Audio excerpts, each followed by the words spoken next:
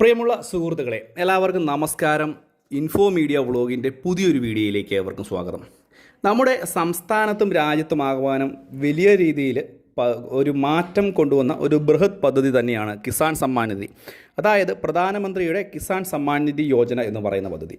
നമ്മുടെ കേരളത്തിലും വലിയ ഒരു ശതമാനം ആളുകൾ ഈ ഒരു ആനുകൂല്യം കൈപ്പറ്റുന്നുണ്ട് എന്നുള്ളത് വലിയ ഒരു കാര്യം തന്നെയാണ്. 2000 രൂപ വീതം അർഹതപ്പെട്ട ആളുകൾക്ക് ഈ ഒരു തുക നൽകുന്നുണ്ട്. മാത്രവുമല്ല, മുൻപ് തന്നെ വളരെയധികം ആളുകളെ പദ്ധതിയിൽ നിന്ന് പുറത്താക്കുകയും ഒക്കെ ചെയ്തിരുന്നു. പക്ഷേ കഴിഞ്ഞ ദിവസങ്ങളിൽ ചില മാധ്യമങ്ങളിൽ, ദൃശ്യമാധ്യമങ്ങളിലും പത്രമാധ്യമങ്ങളിലും ഒക്കെ ചില കാര്യങ്ങൾ റിപ്പോർട്ട് ചെയ്യുകയുണ്ടായി. പ്രത്യേകിച്ച് പത്രമാധ്യമങ്ങളിൽ കിസാൻ സമ്മാൻ നിധി വാങ്ങുന്ന വലിയൊരു ശതമാനം ആളുകൾക്ക് ഈ ഒരു തുക അവർക്ക് അർഹതയില്ലാത്ത തുകയാണ്, അത് തിരിച്ചടയ്ക്കണം, അല്ലെ അവരെ പദ്ധതിയിൽ നിന്ന് പുറത്താക്കുമെന്ന് പറഞ്ഞ് ഏകദേശം 7000-ന് മുകളിൽ ആളുകൾക്ക് ഇതുമായി ബന്ധപ്പെട്ടുള്ള നടപടിക്രമങ്ങൾക്ക് വിധേയമാക്കേണ്ടി വന്നിട്ടുണ്ട്. അപ്പോൾ തീർച്ചയായിട്ടും ഇതുമായി ബന്ധപ്പെട്ട് അറിഞ്ഞിരിക്കുന്ന വളരെ പ്രധാനപ്പെട്ട അറിയിപ്പാണ്. കിസാൻ സമ്മാൻ നിധി വാങ്ങുന്ന എല്ലാവരും വീഡിയോ പൂർണ്ണമായും കാണുക, വീഡിയോ ലൈക്ക് ചെയ്യുക.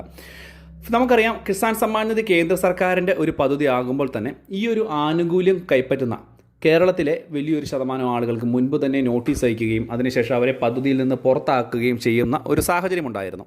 പ്രധാനം എന്ന് പറയുന്നത് കിസാൻ സമ്മാൻ നിധി ആനുകൂല്യം ഇത് അർഹതയില്ലാത്ത ആളുകളിലേക്ക് എത്തുന്നു എന്നുള്ളതായിരുന്നു ഇതിൻ്റെ ഏറ്റവും പ്രധാനപ്പെട്ട കാര്യം.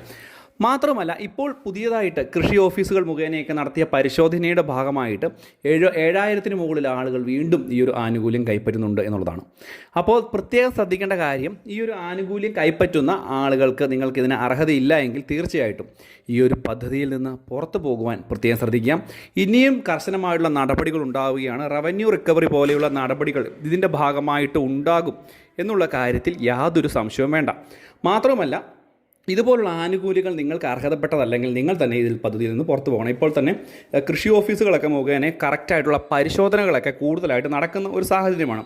ഇതുമായി ബന്ധപ്പെട്ട് ഈ തുക ചിലപ്പോൾ തിരിച്ചു പിടിക്കാനായിട്ട് മറ്റ് റിക്കവറി, അതായത് നിങ്ങൾക്ക് ജപ്തി നടപടികൾ ഉൾപ്പെടെ നേരിടേണ്ടി വരുന്ന ഒരു സാഹചര്യം കൂടി നിലനിൽക്കും.